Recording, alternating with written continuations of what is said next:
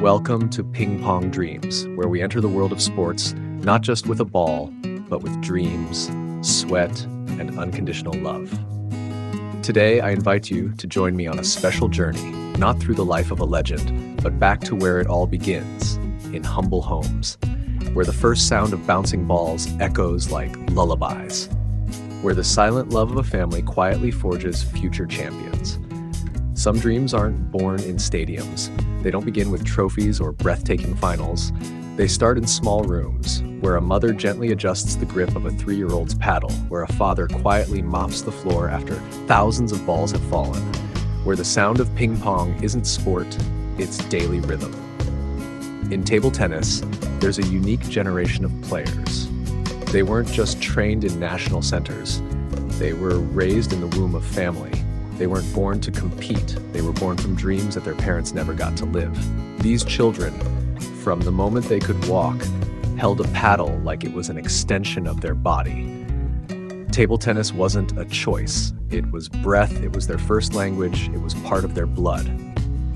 Harimoto Tomokazu, the boy born of both Chinese and Japanese heritage, is one of the most vivid examples.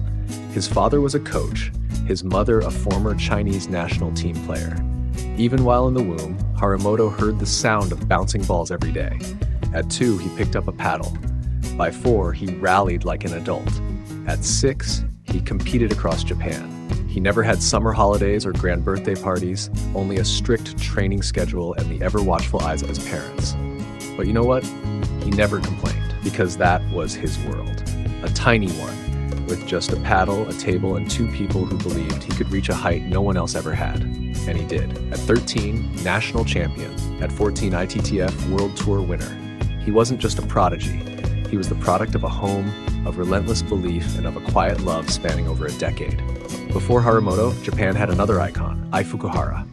Little Ai-chan was beloved not only for her talent, but for her journey of growing up. She appeared on national television at age 4, sobbing after losing a match, yet still clutching her paddle, begging her mother to let her play one more game. From her earliest memories, table tennis was there. Her mother wasn't just her coach, she was her shadow, her travel companion, a woman who put aside her own life to follow her daughter across Asia. Fukuhara's journey wasn't just about podiums. It was about nights falling asleep over dinner, mornings training before sunrise, facing harsh media criticism, and moments when she wanted to give up but didn't. Because her mother's eyes were still there, her hands still holding on, not pushing, not demanding, just trusting and waiting. That little girl who once cried through matches became a symbol not only for Japan but for all of Asia, a bridge between cultures, a reflection of sport and humanity. And her story began in a tiny living room in Sendai. And Japan is not alone. The world of table tennis has other stories, like Truls Möregårdh of Sweden. A northern warrior raised under the guidance of his father in their home basement turned into a training den. At 5, Truls trained daily. His father, a former player whose career fell short, poured every ounce of hope into his son. From local clubs to the World Championship final, every step was not just Truls. It was a continuation of a father's dream. When Truls cried after losing that final, his father watched from the stands, red-eyed but silent. No words needed, just a nod, enough to say, "We did it." In China, where table tennis is a national religion, a young name is rising like fire, Lin Shidong. Dubbed Ma Long's heir, few know his origin. At 3, Lin traveled with his mother to competitions. He napped under training tables, ate in stands, did homework in locker rooms. His mother, once a semi-pro player, had shelved her dreams due to hardship. She only hoped her son wouldn't have to give up like she did. Every time Lin won, she smiled.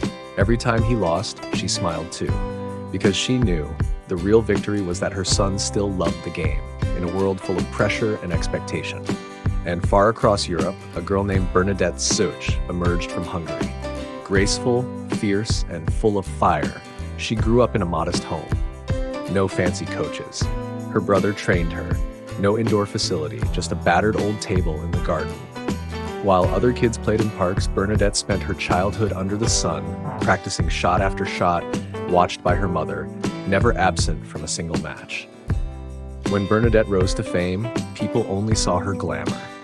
But she remembered those winters, when her family had only one blanket and they gave it to her so she wouldn't catch cold before a tournament. In all these homes, table tennis is more than a passion. It's family culture, a way of life, something that can't be separated. But behind the spotlight are nights without lights. Harimoto once lost at the Tokyo Olympics on home soil. Critics came fast, social media harsher still. At just 18, he locked himself in his room for a full day. No food, no words, just replaying his defeat over and over. His mother left a meal outside the door. She didn't knock, didn't speak. His father stood in the hallway for a long time, then quietly walked away. No one comforted, no one advised. They didn't step in, but they never left. And the next morning, Harimoto opened the door. No tears, no complaints, just a small voice. "What drill are we doing today?" His family never stopped him from falling, but they were always there when he chose to rise. You see a champion lifting a trophy on the podium, but do you see the mother in the crowd, too nervous to sit still? Do you see the father, thinning with stress, worrying over each rally? Do you see their eyes, watching every day, every month, never looking away, win or lose? That's not the background, that's the origin of victory. To outsiders, table tennis is just a sport, but to the children raised with a paddle, it's childhood, it's memory. It's the first language they ever learned, the only way they knew how to express emotion. A paddle, to some, is just an object. But to these families, it's a bridge between generations, between unfulfilled dreams of parents and the burning ambitions blooming in their children's hearts. Thank you for listening to Ping Pong Dreams. Whether you're a father, a mother, a child holding your first paddle, or simply someone who loves sport, never forget, behind every stroke, every win, every drop of sweat is a story of love. We'll see you in the next episode,